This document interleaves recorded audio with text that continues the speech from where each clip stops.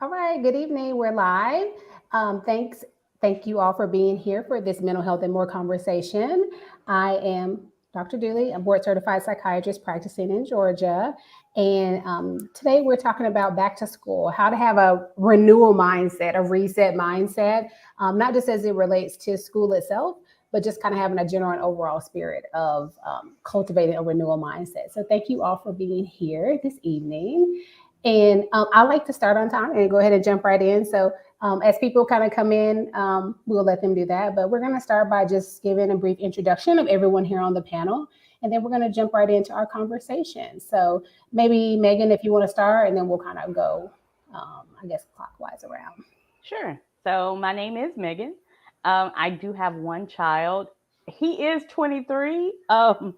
So I'm pretty removed from the back to school conversation. However, I served as PTA president for my son's junior high school, which at the time had about 2,300 kids. And then I served as PTA hospitality chair for his high school. And so, gosh, probably about the same, about 3,000 kids. So pretty large school, graduated about 700. So I was very involved with PTA, very involved with teachers and educators, just staff in general.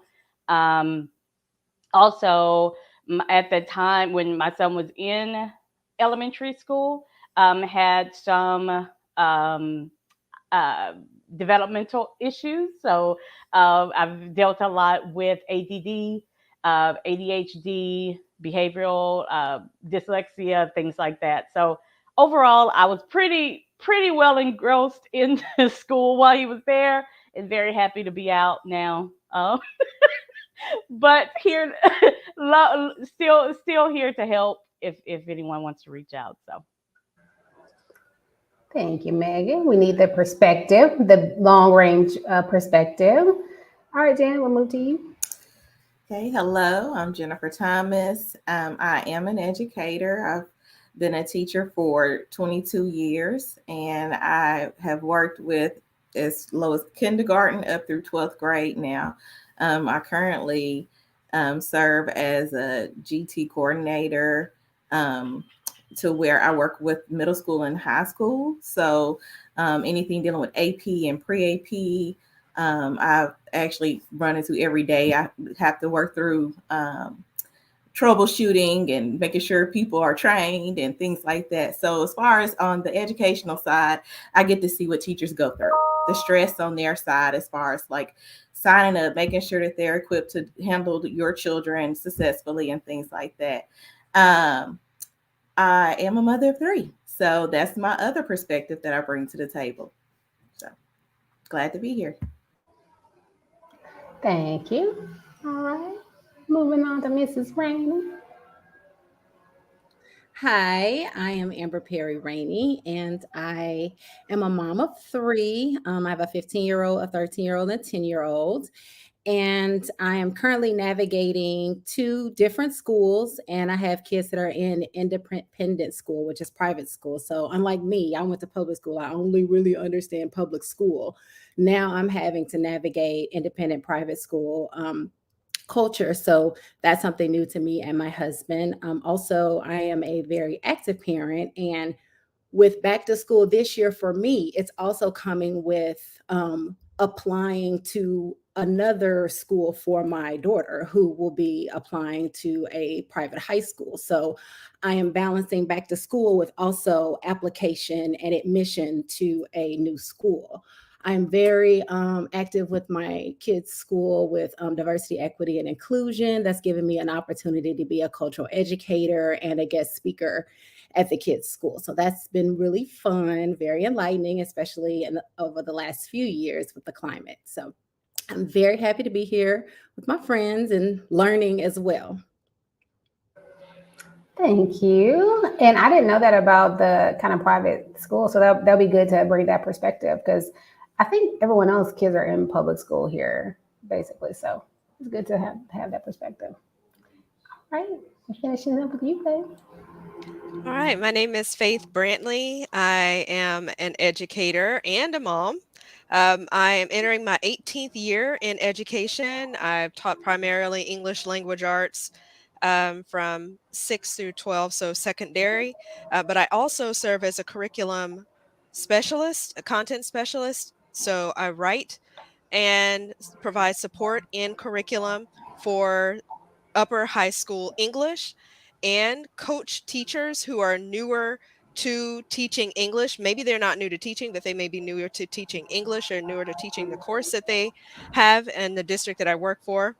My experience is primarily in public charter. So it sounds like we'll have the perspective of the public school system, some perspective from private school system and from public charter school system. So that's like not application based charter systems. I also have two kids, well, one's not so much a kid anymore, two kids who have gone through school. One went through public school from K through 12, and she's now in college. And I have a second grader who has attended both Montessori pre-primary education, like that program, and also the public charter school. She's in the same district where I work. So I've had the perspective of helping to raise kids and being involved with their teachers in schools and seeing the other side of things as a teacher myself and as one who supports teachers in the classroom and throughout their teaching careers. All right, thank you for that. Oh yeah, so we have like the little perfect panel for this conversation. So, well, I'm going to jump in. And so I entitled part of this initial conversation, like Beyond the Basics. So, again, when we talk about back to school, we know there are things like getting a new routine, having earlier bedtimes. I think those are things that we're more familiar with. But I know this year, particularly for me, so for the people on this panel who know, I'm a new mom, even though my daughter is 9 through the process, through adoption. And so, the kind of safety at schools, of course, we all are concerned about it, but never as much as you are, I think, when you actually have a child who's in that situation. And so I know very recently my daughter came home and I was like at this first week and I was like, oh, so what'd you do in PE? And she's like, oh, we didn't have PE really. We just did drills. So, we had like fire drill and tornado drill.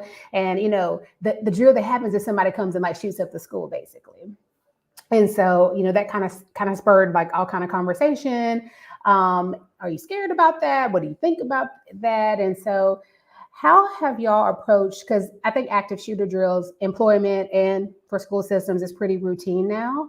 And I guess how have you approached those conversations around safety in that sense, the real actual physical safety of something like that going on at the school? How have you approached that? And again, we have kids that are at different ages, and of course, there's different levels of understanding. But how have you approached that conversation about your physical safety at school and how to respond to it? I struggle with between being want you to be vigilant, have situational awareness, but don't want you to be so anxious you don't want to go to school, which is what is happening for some kids. They're just scared to go. They have a lot of worry about it. So what are some ways you have approached that conversation as kids are kind of returning about their physical safety and what to do or what they should do?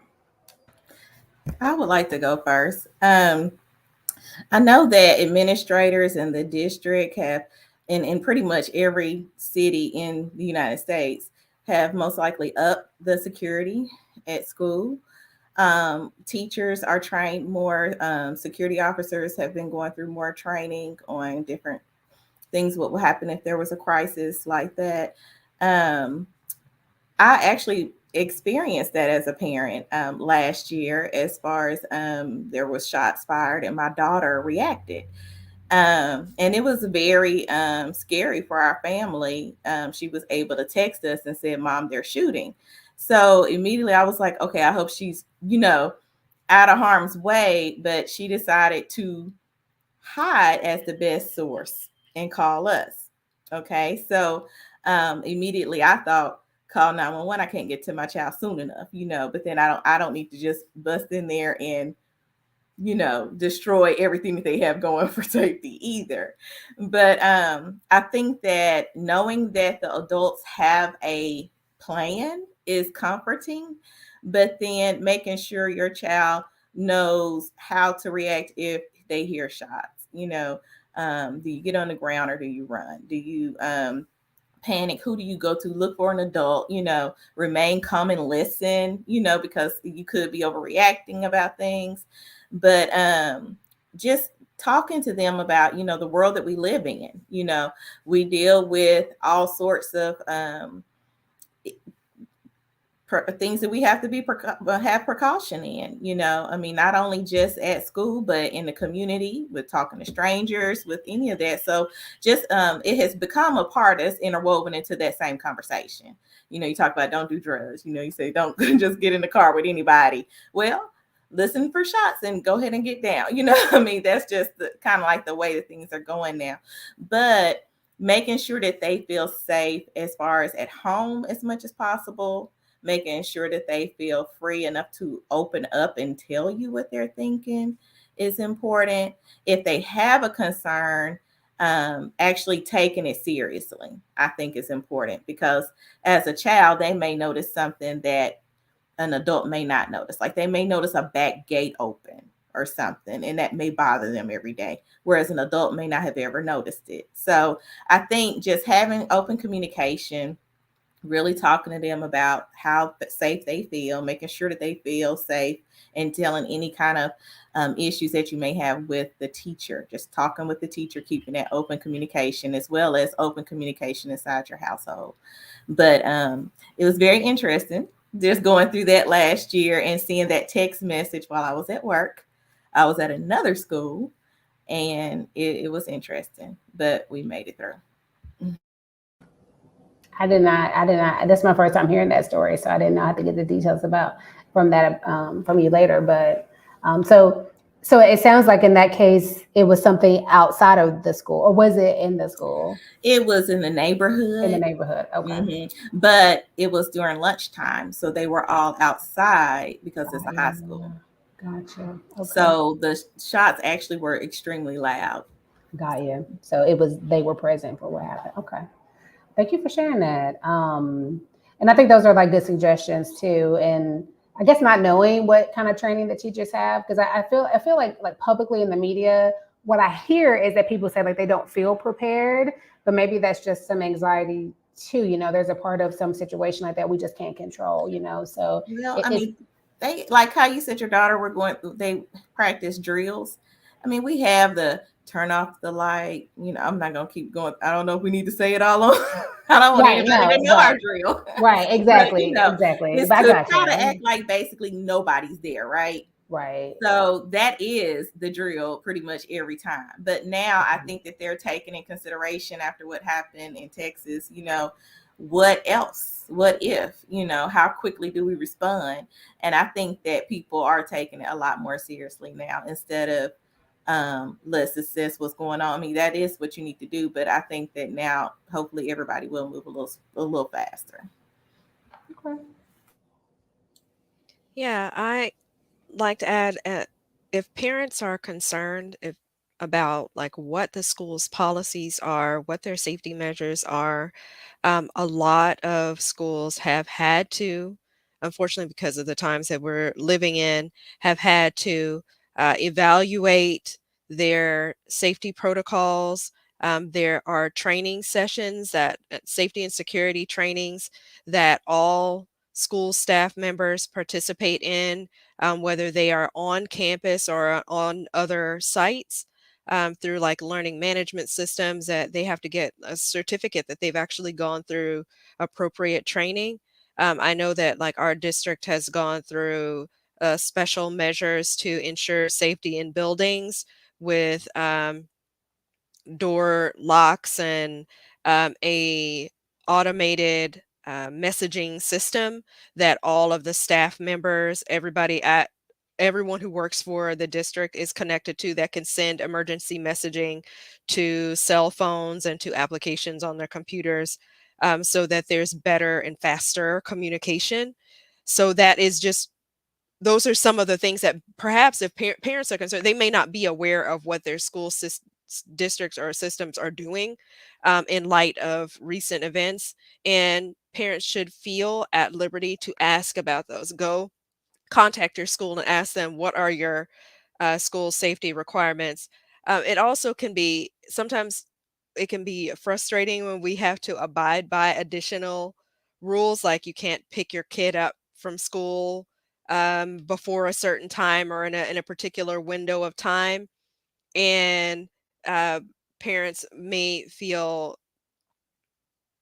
a way about that. They might feel, inconvenienced, but a lot of those procedures, those things where you have to bring your identification to the school, they have to buzz you into the building, like those kinds of things are a result of um, stronger safety measures. And when we, as the parents, act like we are in line with the school, and when the conversations that we have at home around following the procedures and the rules are the kinds of messaging that our kids take back to school.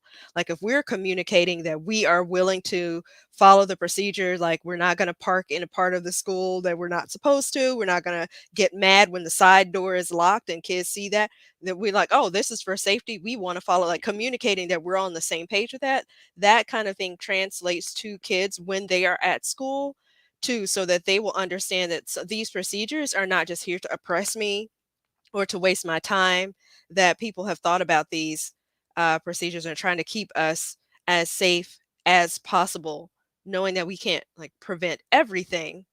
There are outside things that need to happen in order for schools to be more safe, but within the schools control and within the parents control, alignment and being on the same page and some solidarity around safety is really, really important.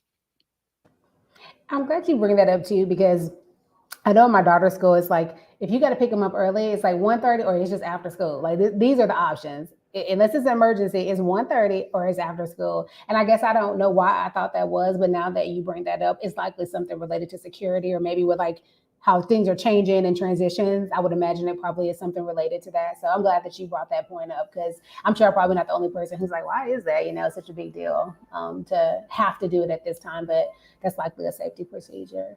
Any other comments about that, or ways you've kind of approached that conversation with your littles? Yeah, for me, we were very honest when it comes to safety around COVID and safety around just active shooters and anybody that would try to inflict harm on a campus, just not hiding from them things that are happening, and also delivering it in an age appropriate way. Because again, I have three kids. One school is tight, like the security is on lock, like there are a lot of rules. One of the things about being at a private school is private schools can decide to do what they want to do. And so the parents got together and funded a whole security hall overhaul, an assessment of everything. So if an active shooter wasn't vaccinated, I don't think they would be able to get on campus anyway. But I'm joking. But seriously, there are strict COVID protocols as well as security measures that were put in place. Like if you don't have a decal on your car, you can't come on campus. So it's not like it's safety from the perspective of who is picking the child up, just safety as in you just can't leave with anybody. And then there are the safety precautions, the external safety, the security that was definitely increased in the last several years, to really, I think what it was is we had somebody affiliated with the school that owned a security company, and they were like, there are some things that need to be done. And they were able to help walk us through. And within a summer, we got all the things implemented. And so it became much harder to go from camp, it's coded and you can't just walk in. So I remember after Uvalde, my son and his best friend were on the way to school, and they were trying to figure out what to do. Like, how would they get out of a classroom? Because theirs is very much a more open campus. And in an urban area, and they were just trying to put their minds together, their teenage minds together, figure out what they would do. And so we had to have candid conversations with them about, no, seriously, what would you do? And just helping them walk through, here are some options. Here are some things you can do if you're in this part of the campus. Here are some things you can do in that part of the campus. These are own personal things that he could do aside from what the school is already doing. So those are kind of the conversations we had to have, and just, don't be afraid to get away. Don't be afraid to hide. And,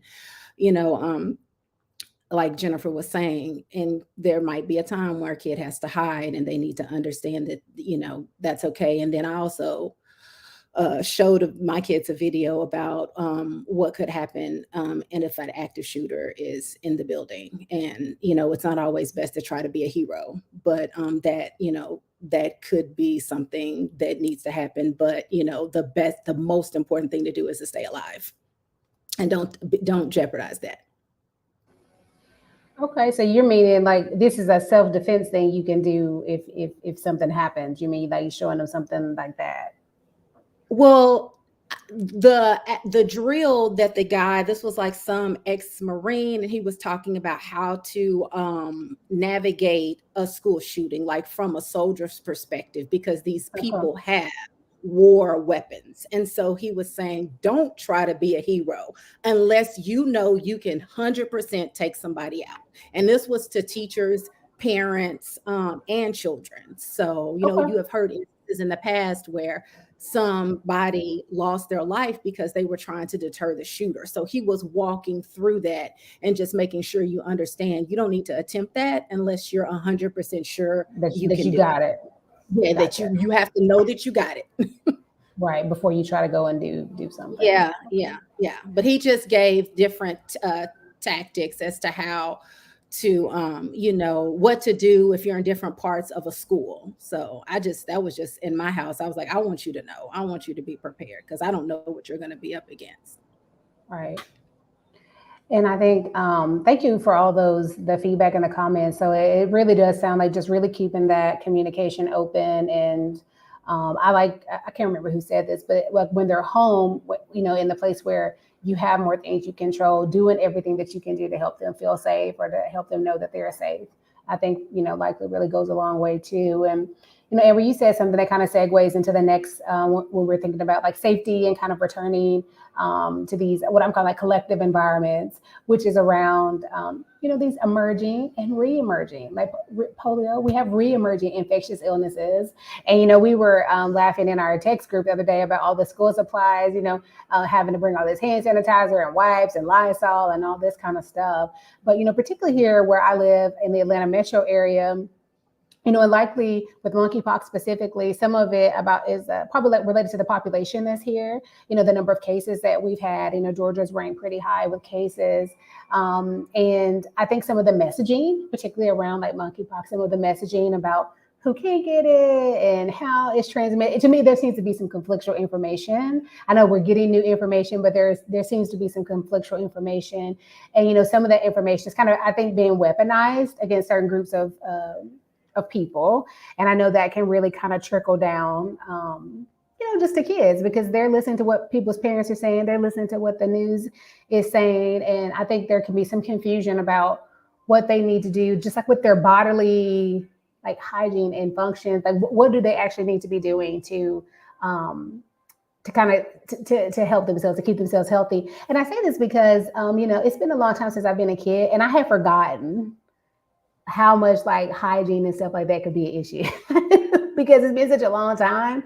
And I know I've even kind of talked to some people in this group just kind of about that kind of thing. So I guess, how do you, I guess in like, I feel like a sensitive manner approach those conversations because, as bodies are changing, things are changing and having different expectations about that. But really also, I know I've been having conversations about like how to keep yourself safe in terms of like infectious things, of course, since COVID, but now with these reemerging things, like really trying to get a better sense for like how she takes care of herself during the day and what do you need to be doing as best you can to stay healthy. So how do you approach those kind of conversations about this, more about like illness, infectious things, in our house, when I grew up, I did not really have a conversation, for example, about not sharing a hat due to lice.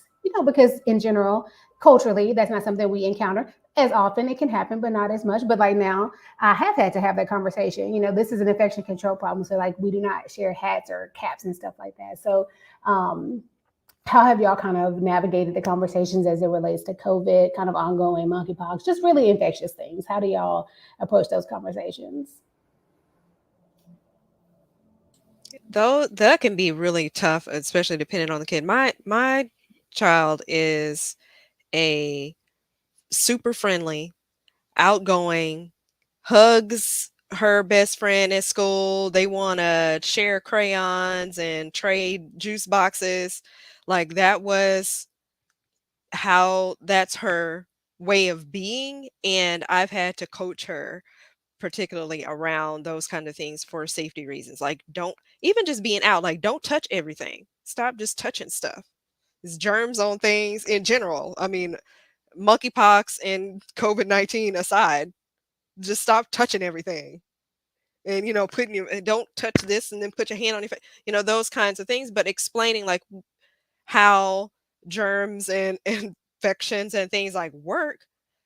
Just like we have to wash our hands, reminding her to do those kinds of things, telling her, I've had to tell her explicitly, okay, when you're at school, you'll have to remember to wash your hands periodically. Of course, every time you go to the restroom, before you eat, you need to make sure you wash your hands. When you come in from playing outside, you need to wash your hands. Just being explicit about that. I think people have said before, like, the early part of the pandemic brought to light how little information, public information and reminders there were about like basic hygiene. When the whole first round of the pandemic was like, everyone just needs to like wash your hands and not touch your face a lot. And that messaging was so heavy. And it was like, it wasn't that we weren't supposed to have been doing that in the first place, or like anyway, it just wasn't something that was communicated. And I think that part are things that is not going to go away anytime soon. um, just being conscious of where you are, not getting all up in somebody else's faces, the reminders about the appropriate ways to like cover your sneezes and coughs. We can't let those things go just because some of the other restrictions and protocols and guidelines might have shifted. Like basic hygiene still exists, even if you are not 6 feet away from somebody. Like, don't cough on their face. Like those things we still need to communicate to our kids until they become ingrained, and of course model that kind of behavior too. Like they see us coming in, going out, washing hands, using sanitizer and those things too, and they'll follow along to some degree what it is that they're seeing us do as far as hygiene is concerned. And I'm going to interject real quick. In case you've experienced this, I want to get some feedback. But I know, and again, maybe it's just like being a medical professional and then the way I like to do things. I don't know. But I feel like sometimes being so vigilant about it can lead to like anxiety or like, oh no, like everything's infectious. Or I noticed like after a while, particularly last year, my daughter, like I feel like now she's going overboard. You know what I mean? Like I'm like, I can't touch this. We can't go here. I'm like, okay, so I've gone beyond probably, or I don't know, maybe that's just personal for her, but like maybe like I've induced some kind of like anxiety now because I've said we got to do this, don't do this, don't do this, and now she's, I feel like, kind of gone extra now, like being scared now of touching things, going places, not taking her mask off. Like, I mean, there would be times where we would be in a place, a very sparsely located place, and she would not take her mask off, like at a friend's house where it's just like two or three people, we're, we know each other, we're vaccinated, we know our habits, and she would not take her mask off. And so the people kind of looking at her like, why she got her mask on in the house? You know what I'm saying? Like I think then it went beyond. So I guess if you've had that too, like, how did you kind of navigate that? Because I feel like, and again, I don't know if it's just maybe my instructions or just how she internalized the information. No, Leanne, I think, Dr. Dooley, I think that what can happen at a certain age is like almost like a hypervigilance, like I gotta, the world is big, it's really big, and there are these big things happen. And what we had to realize for our youngest is that she was the last one to get vaccinated, she was the last one to get boosted. And so while the rest of us had a certain internal protective mechanism, she did not. And so she became very just personally hyper vigilant about where she would wear her mask. And to this day, she is the one with the mask on while everybody else does not. Like if we're outside or like a public place without a lot of people, she will still have her mask on. And we stopped saying anything to her about it. And because that makes her feel safe. And it's not something that's that serious. If anything, she's gonna get more protected or whatever. But I told her, I just tell her, I said, if you want to, it's okay if you remove your mask at this time. But she usually says, no, I'm okay, and keeps it on. And so that's just her. We realized early on that she felt a little more scared because she was younger and the younger kids just didn't have as much protection. And she actually, knew people. I think there were some people in her class that were going through a clinical trial. And so there were some people in her class that got vaccinated early. And so she was the one like really wanting to get vaccinated. And so it took a while. And for her, I think it just, her personality, this the way she's wired, I think it just gives her an extra sense of protection. But I mean, we just keep reminding her, that's all. But I think it's just the age and the stage, and also the fact that she felt like amongst her household, she was the least protected for the longest amount of time. So that's what we chalked it up to. Okay, that's good to know. Like, am I inducing some anxieties over here? So, okay. But Um, isn't that though of course I don't have to deal with it as much because but isn't that the same? Like we laugh about it because my mother was a nurse and believed in bleach. she did. She did. Like I mean, just like my house always smelled like bleach. Everything was wiped down. Everything was disinfected. It wasn't clean unless it was cleaned with bleach. I adopted that same philosophy. So, like, Aaron now said, "Why does it always smell like bleach?" But isn't it the same? That's kind of like what you learn, your foundation of what cleanliness is and what safety is. I mean, it's the same thing. You learn it from a child. Your parents kind of teach you little things, little nuggets that you take away. So if it brings you security, why not? Keep your mask on then. Exactly.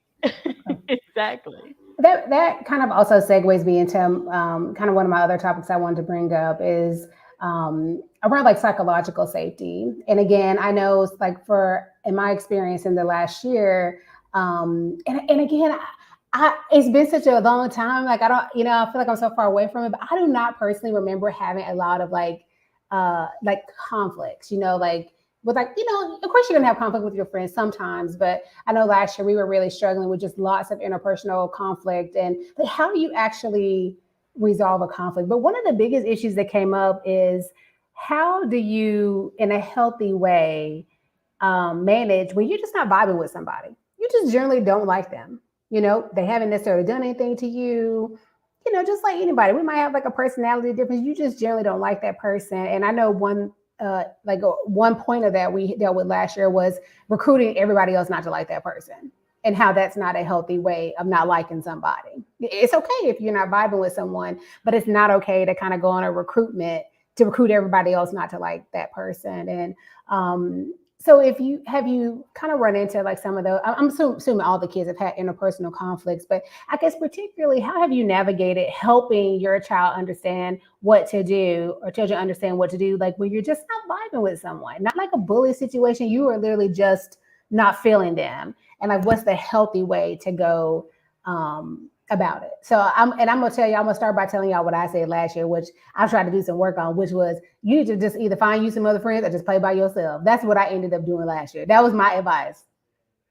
And I know that wasn't good advice, because later the teacher came back and it's like, she just be over there standing by us. They're concerned. They're like, She just be standing by herself. I'm like, oh no, that's what I told her. They're like, yeah, I told her that because she can't get along. I told her you can just play by yourself. So I know, so clearly that probably wasn't the best. Yeah, so next time call us. Let us help you. Just play by yourself. Got people calling me like, yeah, your daughter's changed. She's just on the playground by herself. Yeah, because she can't get along with people. But I guess when you're not feeling somebody, because I know as adults, I think we even have a hard time navigating that. But how do you help them understand what to do and what not to do? Well, I guess I'll start off. Of course, I believe in the golden rule: treat people the way you want to be treated. So that's where I start with how to handle people. But then dealing with conflict, I mean, just hearing both sides.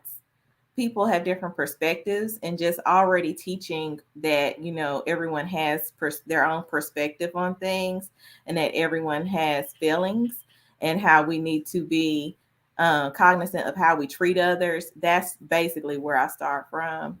As far as if they're just having conflict with everyone, I have tried it's okay to separate yourself, because that is a strategy.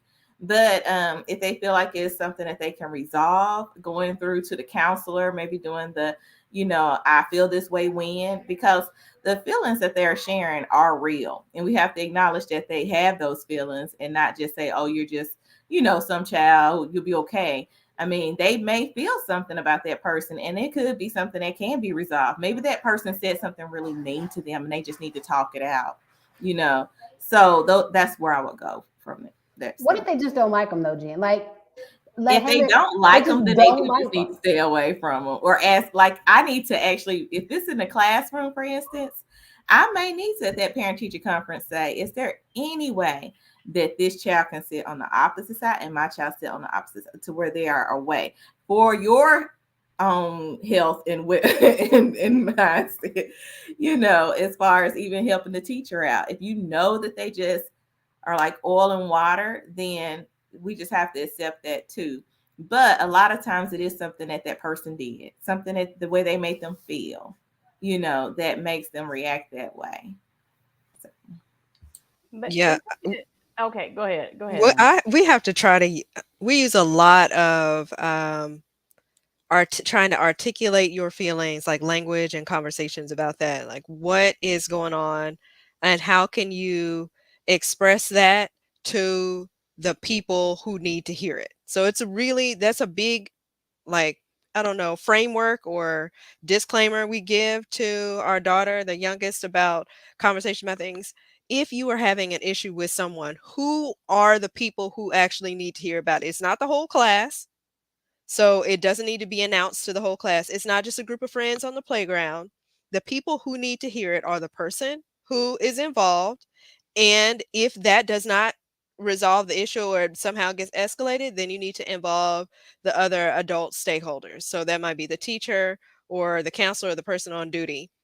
So we told her, like, if there is someone, she had an issue. There was two different students she was not getting along with.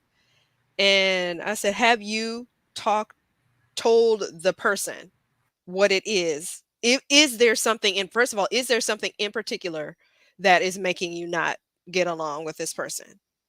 Oh, she said they do this, they do that, they do this and they that. Okay, well, some of that might be personality. So what you can do when you're around them is say, when you do this, it makes me feel that. Could you not do this?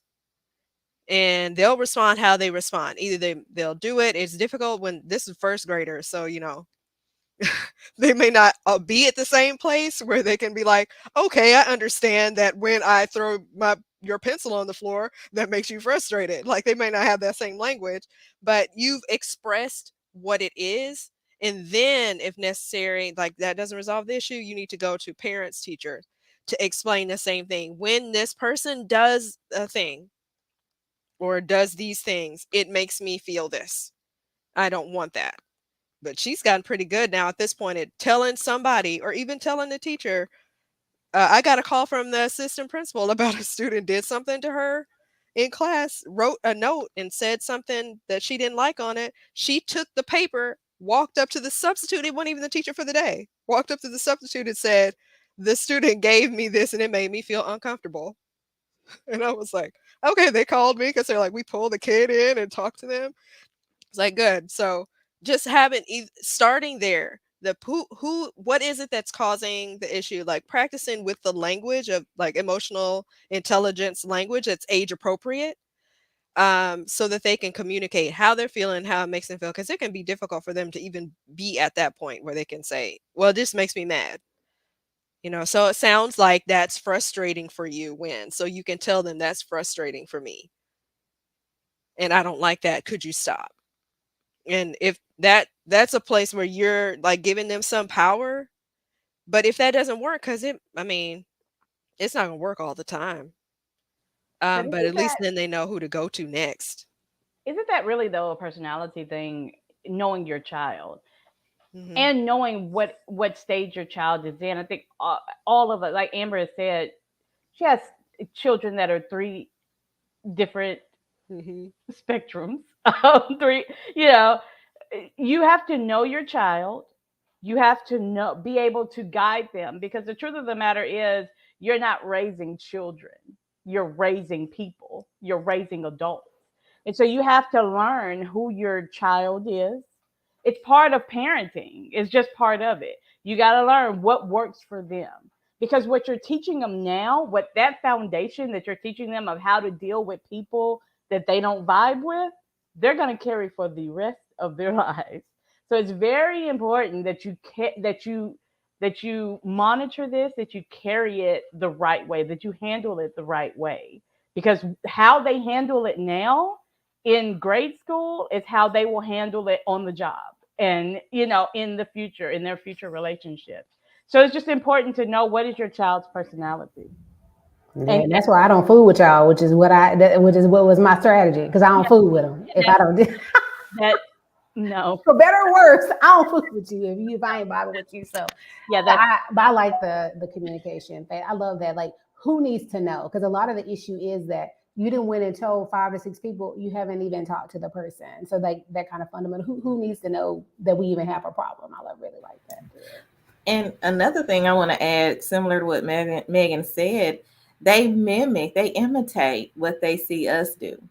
So we have to watch what we're exposing them to or how we're acting when we don't like a person. Also, the TV shows that they watch, things like that. What are we, instilling in the children? So that's important. And I like what Faith mentioned about that power. If we actually let them stand back and analyze the situation, if they overreacted or start yelling out, trying to tell everybody what happened and things like that, they've given all these other people power over one little thing that could have just dealt with their feelings. That could have been way smaller, but they gave it away because of the mouth. And we all know as adults, the mouth is very evil. It can be evil. It can lead to things and take you where you don't want to go. So we have to teach them that as well. Close your mouth, watch that. And then we have to watch how we act in front of our children. Yeah, I agree with everything you all are saying. I had an interesting thing going on with one of my children. We couldn't figure out why she was hanging around these um not so well behaved kids, and we were like, what's up? You're coming home and you're talking about how you don't like them, their behavior, how you don't want to be around them. What is that about? I don't understand. And so shout out to Dr. Rhonda Matlock Mattis. She helped me and gave me some insight. And she said, it sounds like the child is waiting to be chosen versus being a chooser. And I was like, what does that mean? And she elaborated, and I realized my child was not taking the initiative to choose her friends.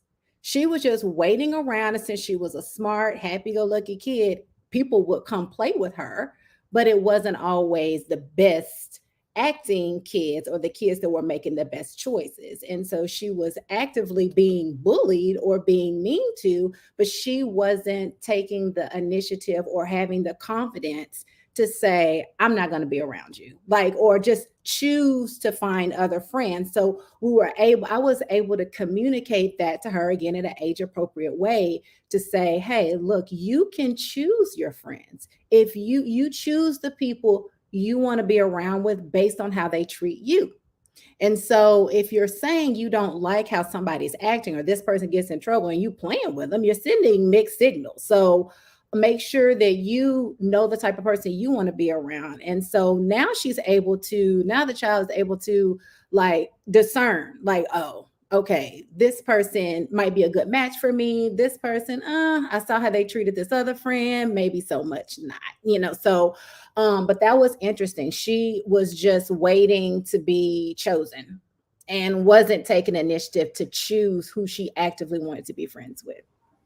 That's a really good insight. I think that could kind of help other people too. And I think one thing I take away from you, Amber, and you're so good about it, but just be like so observational, like, huh, you used to do this and now you're doing, you'll be like, something is different with you.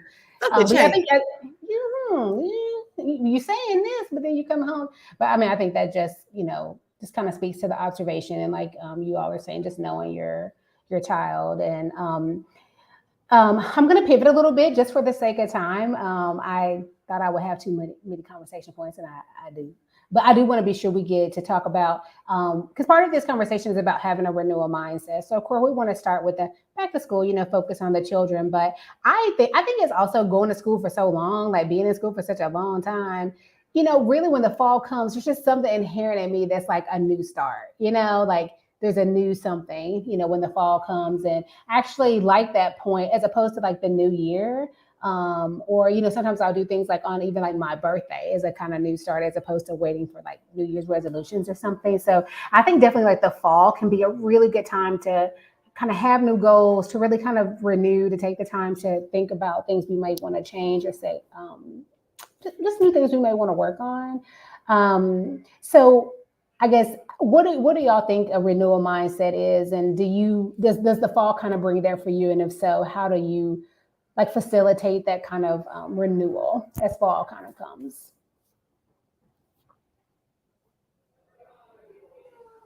Well, my birthday is the same, end of September. So I agree. I use my birthday as my new year. So yes, it is a new year. But also with the beginning of school, thinking from a children's standpoint, just thinking about kids, it is a great way to say, all right, fresh start. Here we go. They've had the summer to reset, and then starting out the new year and saying, let's get started. What always worked well for me, and what was, I mean, a must for me in my household, was order. We just had to have a calendar.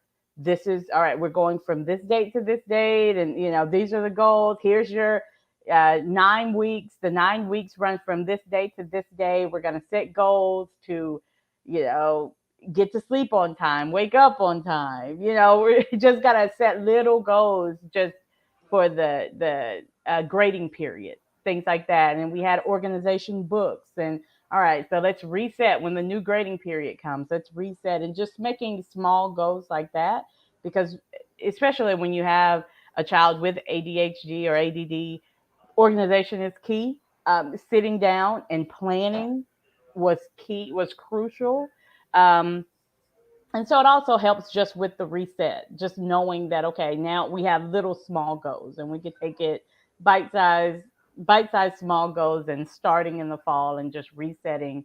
But I agree that is, of course, having brand new notebooks and new pencils and new school supplies and everything, just it's all automatically a reset. So yes. So how are you incorporate, or do you incorporate that renewal like now for yourself?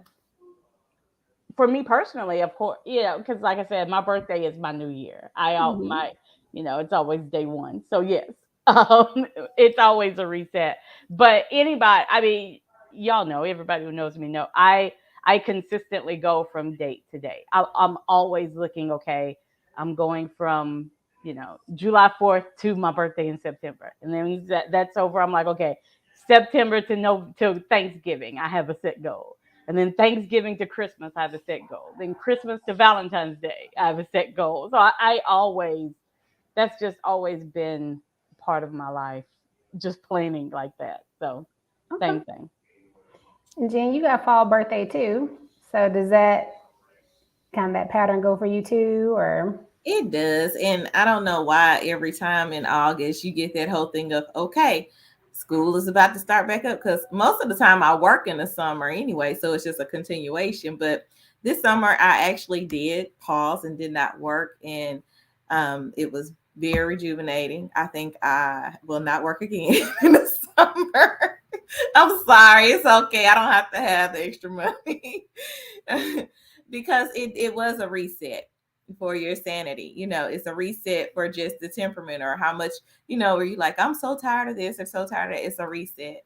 And I mean, it is a start over with education. I mean, you get new teachers, you may go to a new school, or even within businesses, they kind of cut off the different things after the summer and plan their new rollouts with things. It's kind of like you see all of that transitioning a lot of times. And it is a reset. I think it's healthy to reset. I like Megan's idea with almost quarterly. You reset, that's pretty good, and come up with a new goal. I may take that one. Because I am a person that also use vision boards. Now here lately, I've tried to do more of the digital vision board, to where I'm not necessarily having to find the magazines and things like that. But I do feel that it is very important. And I always try to have my daughters write out their goals.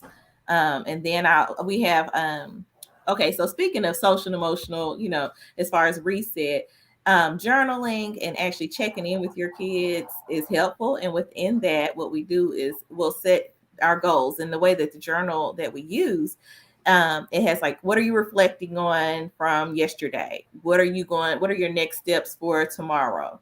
And it's on like every page. So even that within itself, having some type of practice like that within your household, where they kind of reflect, now what are my next steps? That can be little mini resets that you do.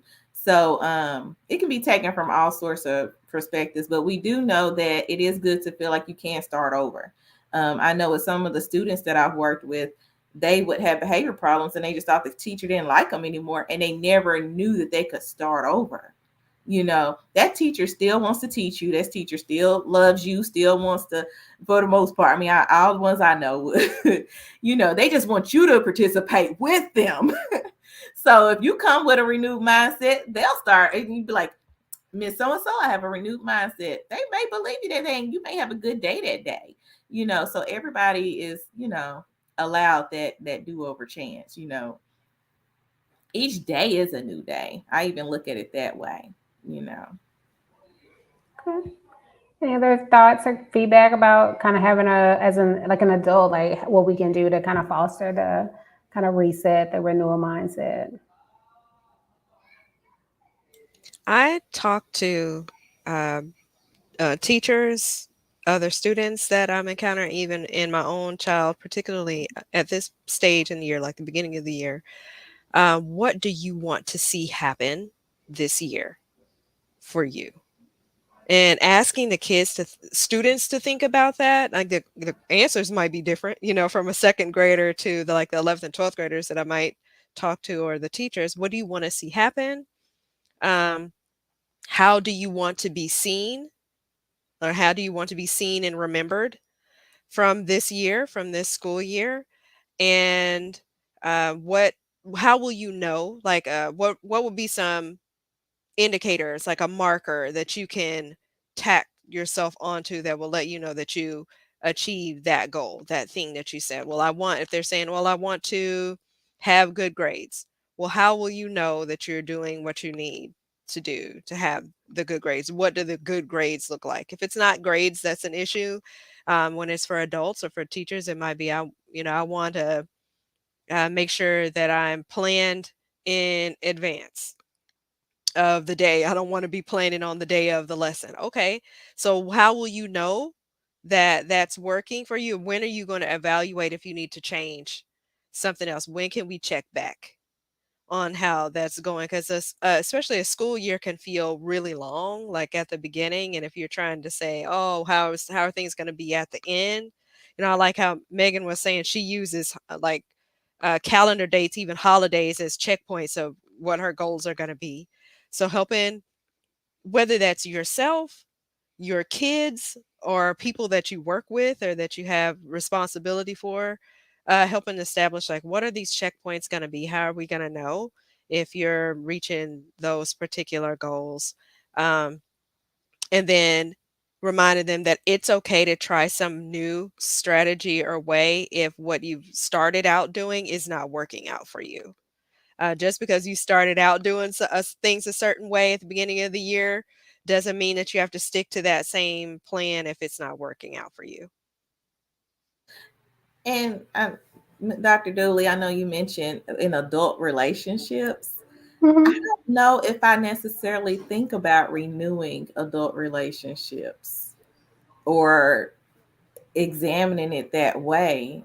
I Mhm. kind of see those as more like they just It's just they're just a we still talk to you when I talk. Well, I continuation. understand too because I think that I know there are times where I just kind of fall off, and we all do at different times because we just have different things that are going on.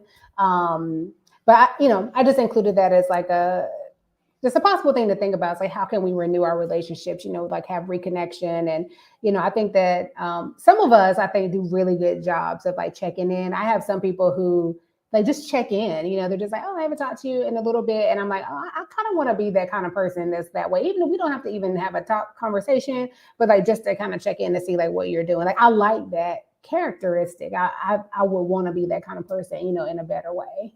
So, like for me, that's something that I've been thinking like, oh, how can I really show up, when in the way that I know that I can, I ain't gonna be on the phone talking for a long time. That's just not me, but I can show up in a way to kind of, reconnect with my relationships, friendships, just relationships with family, just with whoever. So I think And that's what that was about. sometimes having retreats kind of bring that back together again. It's like a sense of renewal for yourself and the group of friends that can help renew and reset. Having a retreat, travel somewhere. And Amber, I think we're going to let you have the final word before we wrap up today. Anything you want to say about kind of renewing reconnection?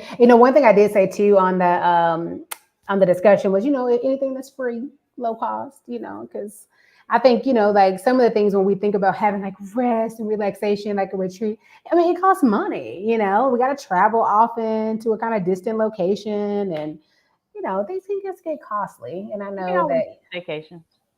do staycations work too. So, but Amber, we're gonna let you have the last comments before we wrap up. I think I'm still processing like the renewal mindset, honestly. Like, how am I personally renewing my relationships? I know that just I do have to, I'm learning how to respect myself better because I feel like we don't always acknowledge that we're not always the same person.